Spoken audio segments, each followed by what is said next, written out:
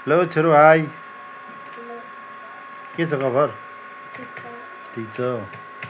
अनि हामी कति वर्षपछि भेट भयो हजुर 3 वर्षपछि अनि छोरोलाई कस्तो फिल भइरहेछ त आज बाबुसँग भेट हुँदा राम्रै खुसी छ कि छैन साँच्चै हो अनि छोरोलाई सोध्नु चाहे है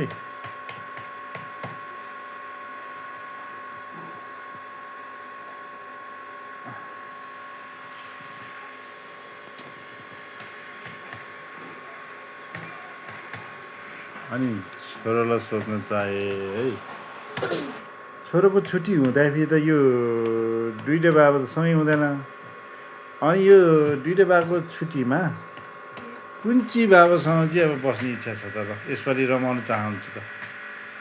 छुट्टीमा रमाइलो गरेर घुम्न डुल्न बस्न कुन चाहिँ बाबासँग बस्नु मन छ यो दुईटा बाबासँग भन कुन चाहिँ बाबासँग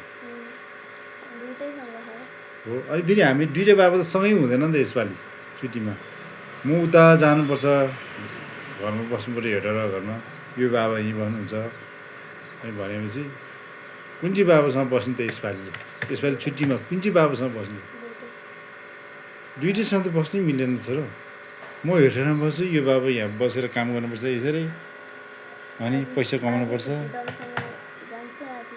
हो 100 हो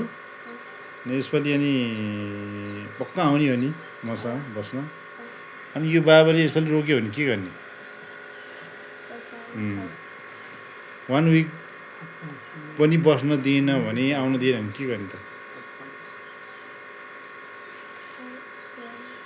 पक्का आउने हो नि पक्कै बस्छौ नि पक्कै हो ल खुसी छौ नि म लिन आउँछु ल यसपालि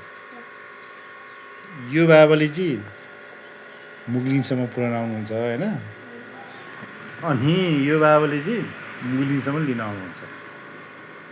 ओके अनि हामी यसपालि छुट्टीमा हेरेर रमाइलोसँग घुम्नु ल खुसी छौ नि जाने इच्छा छ नि हो बहिनी नि छ छोरोको बहिनी छ नि बहिनीसँग खेल्ने बहिनीले पिर्दिन्छ होला बाबालाई बहिनीले पिर्छ बहिनी त डन भयो यसपालि दादा भन्छ दादाले पिरिदिन्छ बहिनीसँग खेल्न बहिनी पिरे पनि नरुनु ल हुन्छ रुनुहुन्न नि बहिनीले पिट्यो भने रुनुहुन्न नि ठिक छ यसपालि यो बाबाले मुगलिङसम्म छोड्न आउनुहुन्छ अनि यो बाबाले अनि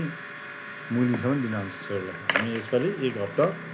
छुट्टीभरि हेरेर घुम्ने त्यसपछि अनि यो बाबासँग आएर पढेर बस्ने है अनि त्यसपछि अर्को छुट्टी फेरि यो बाबासँग आउने छोरो ज्ञानी छ मेरो छोरो